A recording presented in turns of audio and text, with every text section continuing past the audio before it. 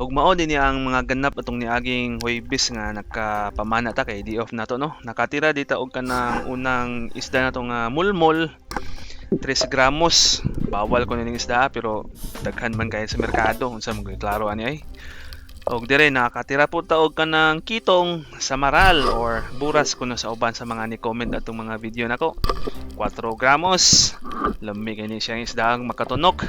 Sangko gini siya abot sa imong ihilok ang kangot-ngot. Ug kahuman nakatira pud ta og kanang classification dinhi siya sa barakuda. Lingko kuno ang tawag ani niya kay ito mangikog ang puti kuno ani nga ikog moy rumpi. Nya katong naay yelo pud nga kapay gitawag to og lambana. O di ba? Natay nakatunan. Nya naigo na to siya. Mo ang atong i-shout out ang atong mga master. Si Tipsy King, shout out bro. Master Toilet Given, idol. Napod si Gerald Apat. Kasipit Adventures, dive si bro. O si CJ Estrella, daghang salamat sa inyong suporta.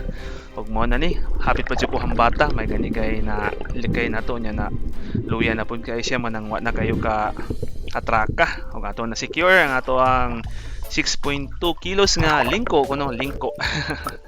Kumo na atong kuha, pasalamat sa Ginoo. Amping lang ta kanunay, way kumpiyansa.